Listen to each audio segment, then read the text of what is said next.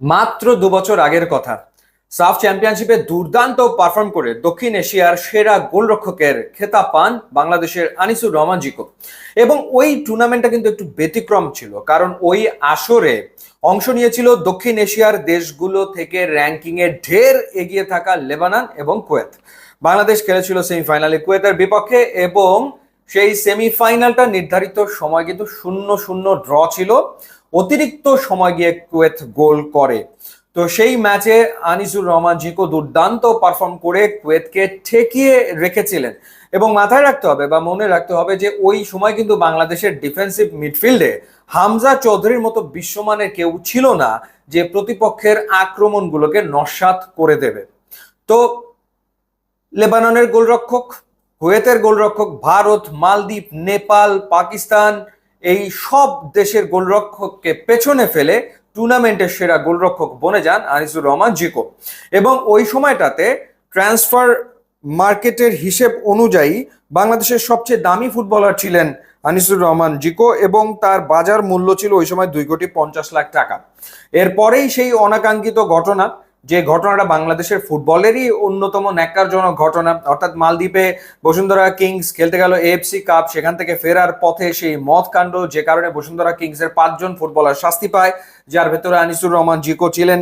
এছাড়া ছিলেন তপু বর্মন, তৈদুল আলম, সবুজ শেখ, মোরসালিন এবং রিমন হোসেন। ক্লাব তাদেরকে শাস্তি দেয়, এক একজনকে এক এক রকমের শাস্তি দেওয়া হয়েছিল, এবং বাফুফেও শাস্তি দিয়েছিল, এবং পরবর্তীতে তারা জাতীয় দল থেকে বাদও পড়েছিলেন এবং শাস্তি কাটিয়ে তারা আবার ফিরে আসেন।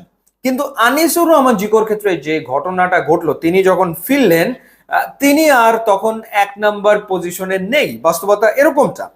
গত বছর আমরা যেটা দেখলাম যে বিশ্বকাপের বাছাই পর্বের ম্যাচে যখন ফিলিস্তিনের বিপক্ষে মাঠে নামলো বাংলাদেশ, তখন গোলবারের নিচে আমরা দেখলাম মিতুল মার্মাকে, এবং তিনি যখন ইনজুরিতে পড়লেন সবাই ধরে নিয়েছিল যে জিকোকে হয়তো কাবরেরা নামাবেন, কিন্তু তিনি নামালেন শ্রাবণকে, অর্থাৎ 2 নম্বর গোলকিপার হচ্ছে শ্রাবণ, তারপরে হচ্ছে জিকো। এবং একই সাথে বসুন্ধরা কিংসের রেগুলার প্লেইং 11-এ তিনি নেই। বাস্তবতা এরকম। এবং তার পারফরমেন্স পড়তে শুরু করলো, নিচের দিকে যেতে শুরু করলো, এবং মানসিকভাবেও তিনি বিধ্বস্ত হয়ে গেলেন একেবারে। এরকম একটা পর্যায়ে তিনি আসলে পৌঁছে গেলেন। কিন্তু দক্ষিণ এশিয়ার একজন সেরা গোলরক্ষক, তিনি এরকম একটা কাণ্ডে জড়িয়েছেন, শাস্তি পেয়েছেন, তাকে আবারও তাকে আবারও ফিরিয়ে আনার দায়িত্বটা কিন্তু অবশ্যই বাংলাদেশ ফুটবল ফেডারেশনের। কারণ সে তো ডেফিনেটলি জাতীয় সম্পদ, কারণ যে পারফরমেন্স তিনি 2023-এর সাফ চ্যাম্পিয়নশিপে করেছেন, সব মিলিয়ে বাংলাদেশের জার্সিতে 29টা ম্যাচ খেলেছেন।